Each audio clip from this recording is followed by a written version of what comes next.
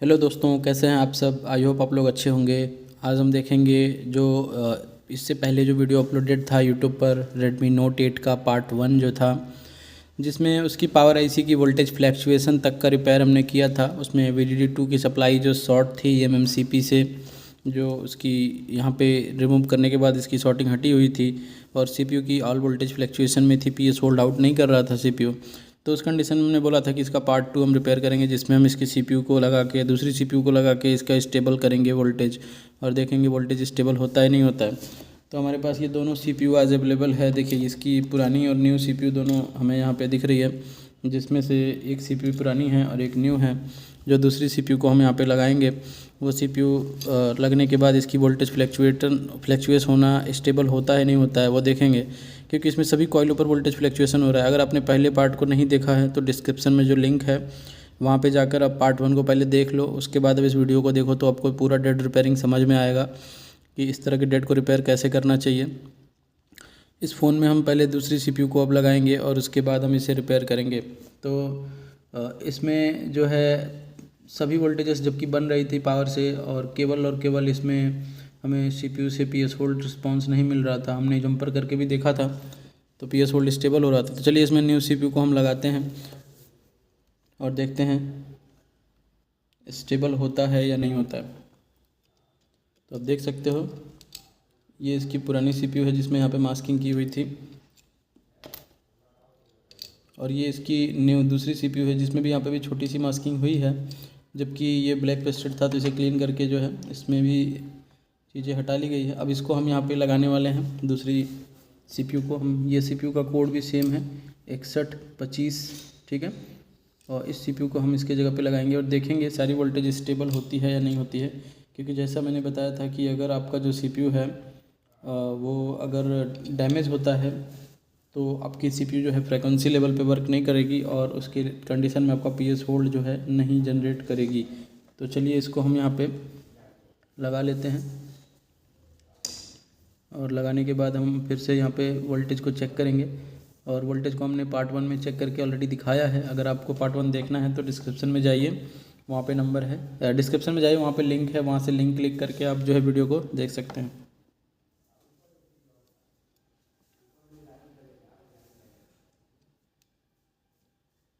तो इस CPU को जो है हम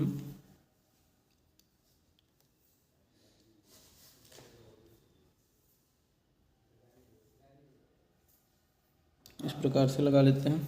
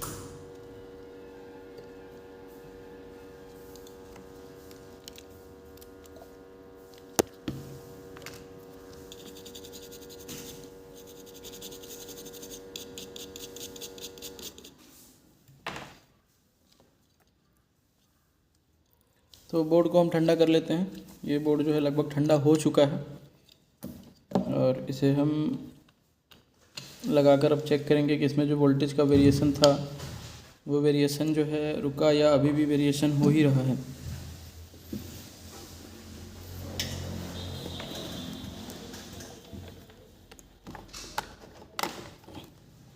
चलिए इसको हम पावर देते हैं। अगर वेरिएशन रुक गई होगी तो कंप्यूटर पर ये पोर्ट भी बनाने लगेगा। इसका पोर्ट हमें दिखने लगेगा, कॉलकॉम का जो पोर्ट होगा। तो इसकी वोल्टेज की वेरिएशन चेक करने के लिए हमें इसका जो है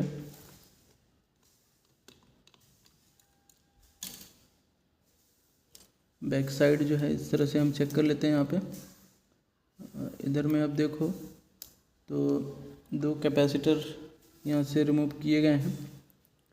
इस कॉइल पर हम वोल्टेज चेक कर सकते हैं। यहाँ पे कोई भी वोल्टेज नहीं है।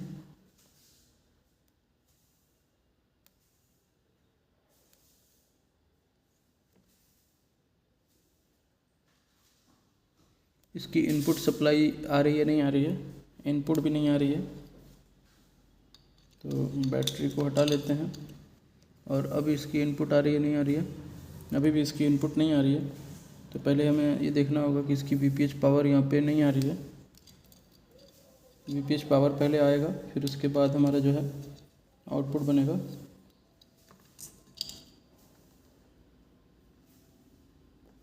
इनपुट आ गई और यहाँ पे वोल्टेज स्टेबल हो गई है। आप मल्टीमीटर में देख रहे होगे यहाँ पे 0.9 वोल्टेज स्टेबल शो हो रहा है और यहाँ पे 2 वोल्ट भी हमें स्टेबल शो हो रहा है। जैसा कि हमने बताया था आपको पहले कि सीपीयू को चेंज करने के बाद इसकी वोल्टेज ज़रूर स्टेबल हो जानी चाहिए। शायद मल्टीमीटर आपको परफेक्ट नज़र नहीं आ रहा होगा, अभी दिख रहा होगा। यहाँ पे देखिए 2 वोल्ट की स्टेबल हो गई है और ये मेमोरी सप्लाई भी हमारी जो है स्टेबल यहाँ पे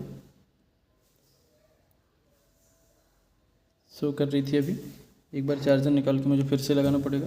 वोल्टेज दोनों बन रही थी मेरी, देखिए सॉरी यहाँ पे ये हमारा 0.6 और यहाँ पे हमारा जो है 2 वोल्ट की स्टेबल वोल्टेज।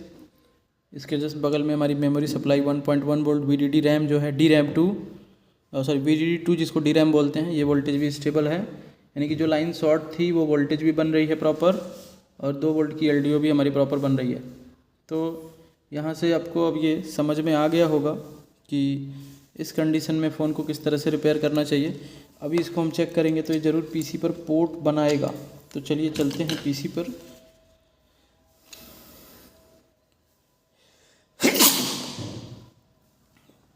चलते हैं पीसी पर और इसको दिखाते हैं आपको पीसी पर।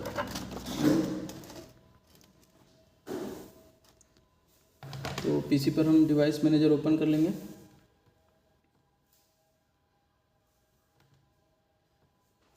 और ये केबल को हम इसमें लगाने वाले हैं डिवाइस मैनेजर ओपन करके।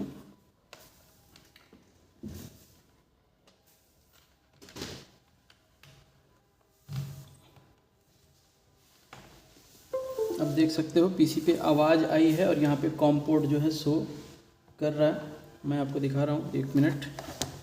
आप देखो यहाँ पे देखो आप, कॉलकॉम का ये जो पोर्ट है ये इसी फ़ोन का बना हुआ है जो हमने अभी रिसेंटली सीपीयू जिसकी हमने लगाई है, ठीक है।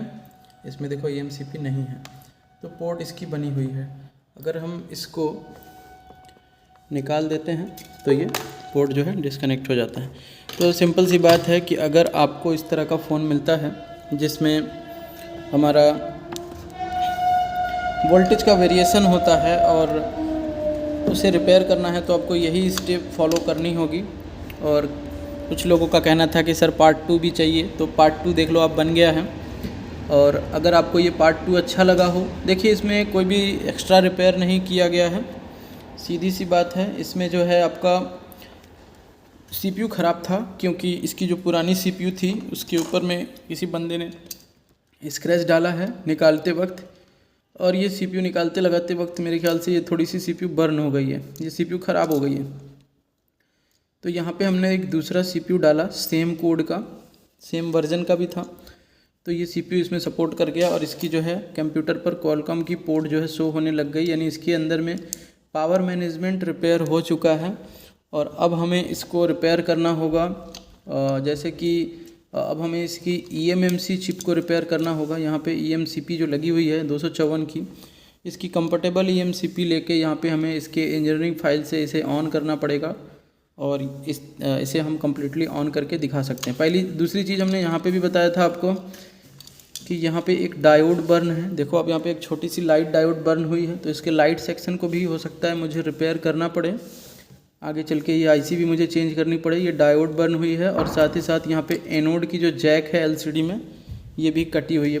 ये हमने फर्स्ट पार्ट में आपको दिखाया था। और अभी क्या है कि इसी बोर्ड में आपका जो है CPU चेंज करने के बाद जो है पूरी वोल्टेज जो है स्टेबल हो चुकी है। और इसमें हमें एक बार आपको फिर से मैं दिखा देता हूँ, वोल्टेज जो है प्रॉपर बन रही है। तो इस कंडीशन में आपका फ़ोन जो है अब ऑन हो जाता। अगर इसकी eMCP शॉर्ट नहीं हुई होती तो ये फ़ोन जो है 100% यहाँ पे ऑन हो जाता।